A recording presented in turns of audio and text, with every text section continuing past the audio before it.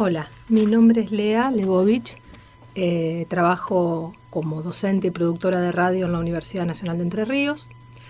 Me hubiera encantado poder viajar y participar de este foro, pero bueno, razones económicas fundamentalmente impidieron alcanzar ese sueño.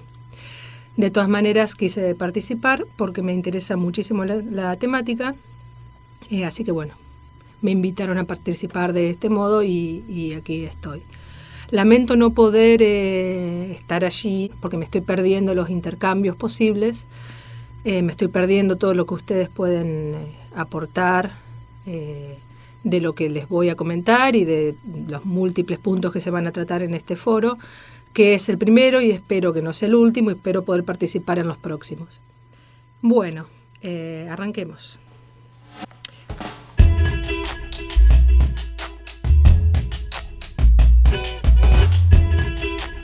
Les decía que produzco y enseño a producir piezas radiofónicas documentales o emparentadas al documental, pero también soy oyente de radio y la tensión entre mi práctica docente y profesional y lo que escucho en la radio no es menor. Esa tensión fue el origen de un trabajo que tuvo una primera etapa en mi tesis para obtener el título de Magíster en Diseño de Estrategias de Comunicación de la Universidad Nacional de Rosario.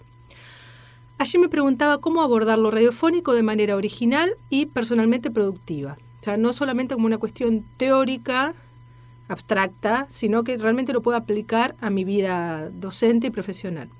Encontré una respuesta en la teoría de los discursos sociales, que es un enfoque en el que no importa tanto qué es lo que se quiere comunicar, sino cómo se lo comunica. Me paré específicamente en el concepto de dispositivo. Pero también, como entiendo que la radio es un medio que puede aunar lo conceptual con lo afectivo, y acá, bueno, comento algo que nos pasó hace poco, un oyente de un trabajo nuestro nos dijo que esa pieza le había provocado piel de gallina con profundidad. Eso para mí es la potencialidad de la comunicación afectiva de la radio, y creo que se lo debemos al oído. Y por eso también propongo un brevísimo recorrido por algunas características de este sentido tan particular.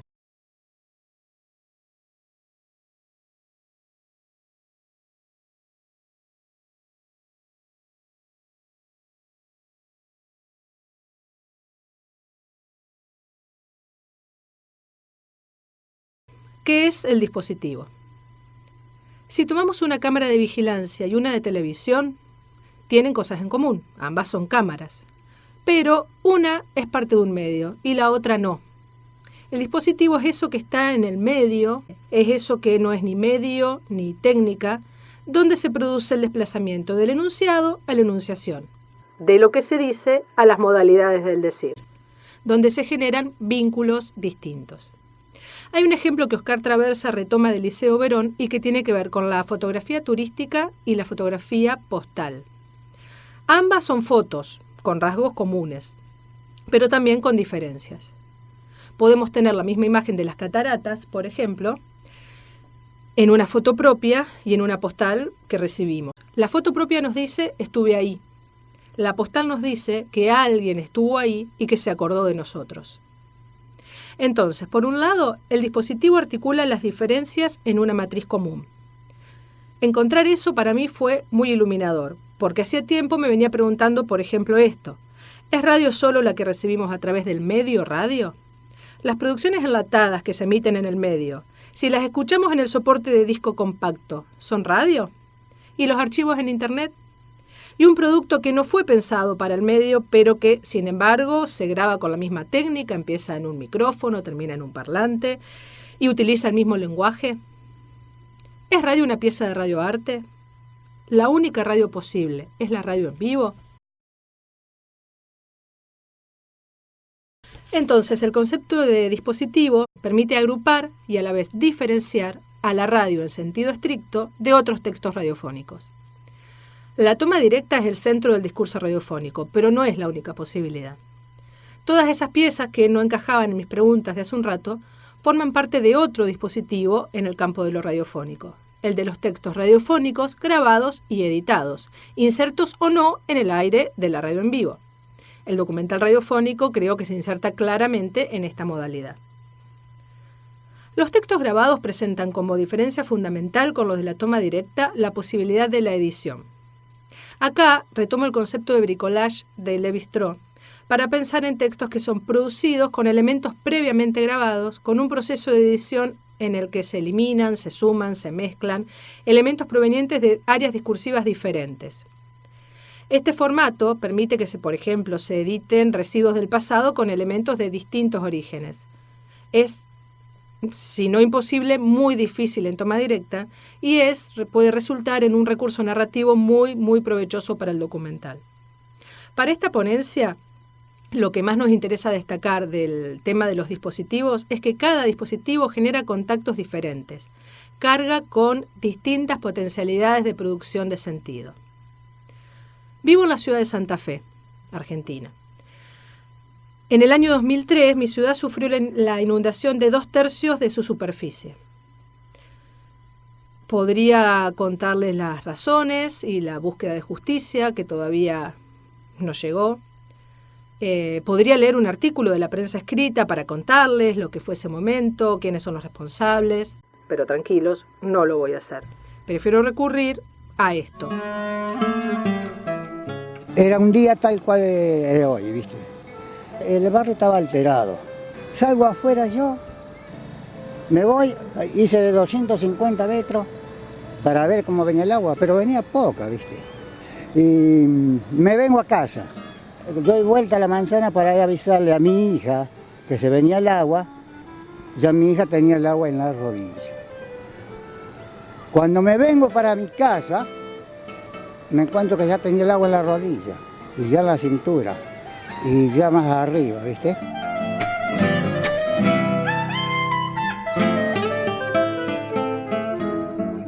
Nunca, porque nosotros estábamos arriba del techo y vimos un poco de agua, y bueno, dijimos, va a bajar el agua. La vecina tenía nuestros hijos, y cuando rompe el terraplén y vimos que en 2 segundos estaba arriba de la puerta, quisiera que vos lo escucharas a mi nene de 9 años, cuando él dijo, a los 2 segundos estaba arriba de la puerta. No podíamos hacer nada, no podíamos hacer más nada, porque ya nos había llevado todo, ni las escrituras de las casas, ni papeles, ni fotos, nada, todo nos llevó el agua.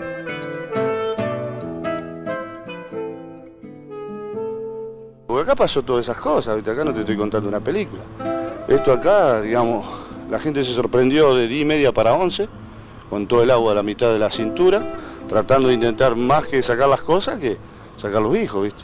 Así que... Esto fue producto de caminar, buscar, leer, preguntar, grabar y editar. ¿Qué cambia? El contenido puede ser el mismo. O sea, yo se los puedo contar o puedo leer un artículo o ustedes pueden escuchar a los protagonistas. Pero el vínculo que construyo con el oyente es muy distinto. Según Eliseo Verón, los dispositivos de enunciación están constituidos por el lugar que se atribuye a sí mismo al enunciador, la imagen del destinatario y la relación entre ambos que se propone en y a través del discurso. Para la prensa gráfica él lo llama contrato de lectura. Nosotros, en nuestro contexto, lo podemos llamar contrato de escucha. Entonces, el contrato de escucha nos da indicios de la imagen que se atribuye a sí mismo quien habla, que puede, por ejemplo, borrarse y seguir hablando, la imagen del destinatario, a quien se le atribuye o no determinado saber, determinada capacidad de identificar implícitos, y la relación entre ambos, simétrica o no. Cuando enunciador y destinatario son asimétricos, Verón lo presenta como un tipo de enunciación pedagógica. Se trataría, creo yo, en la radio, de los casos en que predomina la palabra, donde se le explica al oyente lo que se le podría sugerir con los restantes elementos del lenguaje radiofónico o con la correcta utilización de testimonios. Por otro lado, podríamos hablar de un contrato más igualitario en los casos en que se le ofrece al destinatario un discurso no obvio, con un sentido no cerrado con palabras de un locutor o periodista que explica al destinatario ignorante.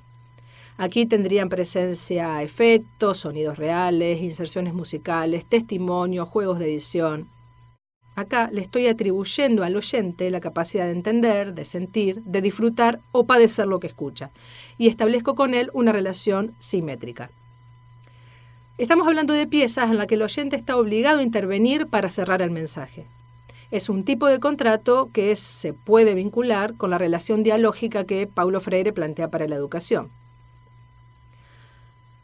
Decía que el oyente debe intervenir, pero esto no implica que esté solo en el esfuerzo.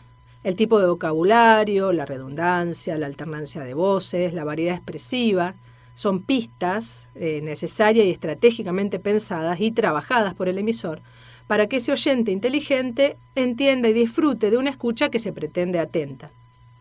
También se construye un vínculo de respeto cuando se tienen en cuenta las determinaciones que el dispositivo imprime en el lenguaje, sobre todo por su fugacidad y su unisensorialidad. Trabajé para que te quedes escuchando.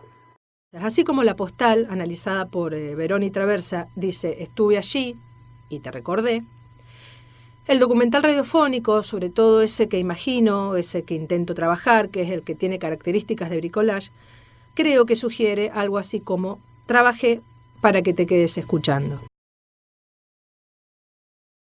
El contrato de escucha crea el vínculo con el oyente y pasa por las modalidades del decir.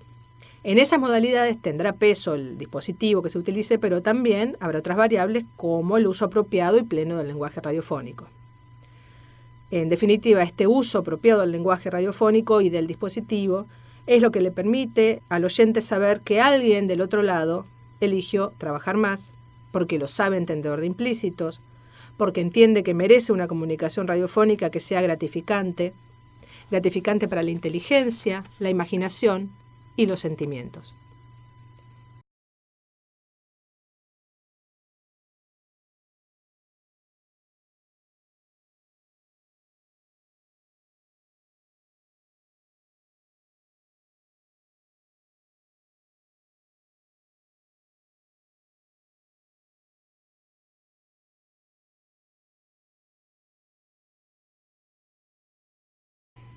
Les decía al principio que lamento no estar ahí, porque yo no estoy ahí, pero sin embargo estoy, y no es simplemente una metáfora. Si José Luis Fernández tiene razón cuando dice que, a diferencia de la imagen, la voz mediatizada no es una representación de la voz original, sino que es la voz original, yo estoy ahí. Y si Hermann Parret acierta cuando describe a la voz como cuerpo en evanescencia y como un intercuerpo que toca al oído, no solo estoy, sino que me estoy metiendo en vuestros cuerpos. Como los dispositivos, los sentidos también generan vínculos distintos, promueven distintas formas de socialización y también de cognición. Por ejemplo, el oído no puede agredir, pero sí puede ser agredido. Lo que se escucha no admite propiedad privada, ya que lo que suena en determinado ambiente suena para todos. Pero lo que me interesa destacar en este contexto es la búsqueda de razones de la comunicación afectiva, que es lo que hace que algo que escuchamos nos despierte emociones, sensaciones físicas, nos estremezca. Lo que vemos siempre sucede fuera de nosotros, pero lo que escuchamos ocurre en nuestro interior. Además, el oído está expuesto, no tiene párpados, no puede cerrarse. Uno no puede escuchar para otro lado ni consigue anular totalmente el sentido tapándolo con las manos.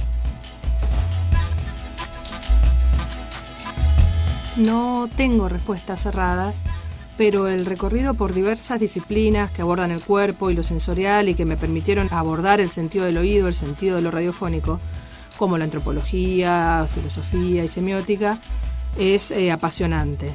Por eso quería hacer, aunque sea, esta mínima introducción. Muchas gracias.